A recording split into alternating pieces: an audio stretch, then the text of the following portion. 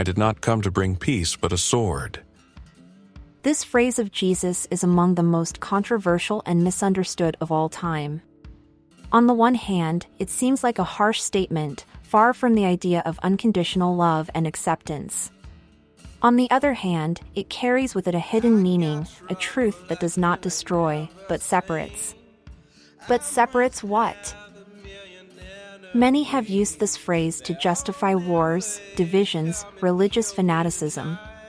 But if we look beyond the superficial meaning, we can see it as a call to truth. The sword of Jesus is not a weapon of violence, but an instrument of discernment. It is the ability to see what is true and what is false, to distinguish between authenticity and hypocrisy, between courage and fear disguised as virtue.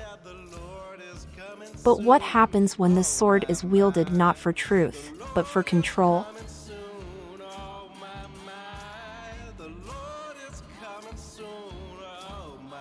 How many times have we seen people preach well and act badly? Words of love, acceptance and help that turn into tools of manipulation, golden cages that imprison instead of liberating. I have experienced this firsthand. I have seen people who boasted of helping me, but only under specific conditions. Their help was never a gift, but a form of control. And if you didn't play by their rules, the help disappeared. I saw it with my parents. Their generosity always came with a hidden price. An invisible debt that, sooner or later, you had to pay. Helping you was not an act of pure love, but an investment. And woe betide anyone who didn't pay it back with interest. I saw it in the religious world I grew up in, where faith was sold as a currency. Do this and you will get to heaven, believe that and you will be saved. But who set the price of salvation? Who decided who was worthy and who was not? The truth is that these dynamics have nothing to do with true spirituality. They are just power games. And power, when it is based on hypocrisy, destroys itself.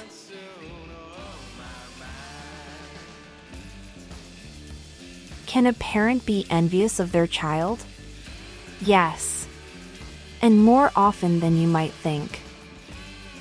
When parents do not understand the natural process of acceptance, of satisfaction in existence, of spontaneous joy, they may see in their children something that they themselves have lost, the ability to live without fear. And instead of learning from their children, they hinder them. They suffocate them with rigid rules, deprive them of what they love, mock them for their freedom. I still remember that time my mother snatched a deodorant I had received as a gift from me. It wasn't an object of value, but it represented something of mine. A small symbol of independence. I found it in her bag, as if it were rightfully hers. It wasn't about the deodorant, but about a principle, the inability to accept that I could have something for myself. Because if I had something, she felt she had less. And this is the real root of self-destructive hypocrisy, the fear of losing. Parents, unable to find fulfillment within themselves, try to drain their children. But in the process, they empty themselves even more. And instead of filling the void with love, they fill it with control, rules, imposed sacrifices.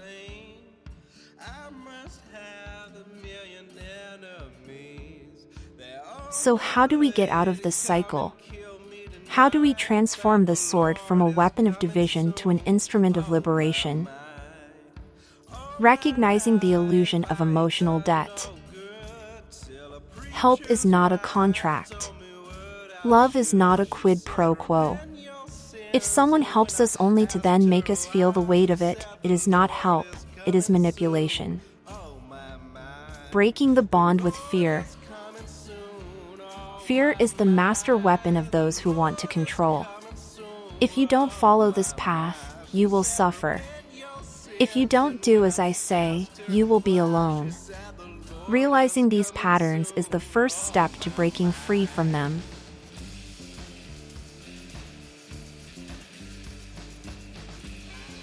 The truth can be scary. It can make us feel alone, because often those around us are not ready to accept it. But it is the only way to be truly free. Reconnecting with the body and with nature. The mind can be deceived, the heart can be hurt, but the body always knows the truth. Returning to simplicity, to breathing, to connecting with nature, helps us rediscover who we really are. Ultimately, freedom is not something we have to earn. It is not a prize, nor a concession. It is something that is our birthright. Jesus did not bring a sword to destroy, but to awaken. To separate us from illusions, from power games, from the invisible chains that we carry within us. And when we finally see the truth, we understand that there is nothing to fight. There is no debt to pay. There is no judge above us, no voice to condemn us. There is only our essence, free, complete, already perfect as it is. And this is true peace. Not the one that is imposed on us from outside, but the one that comes from within. The Lord is coming soon, oh my, my. The Lord is coming soon, oh my, my. Pharaoh's men, they are close behind, but the Lord is coming soon.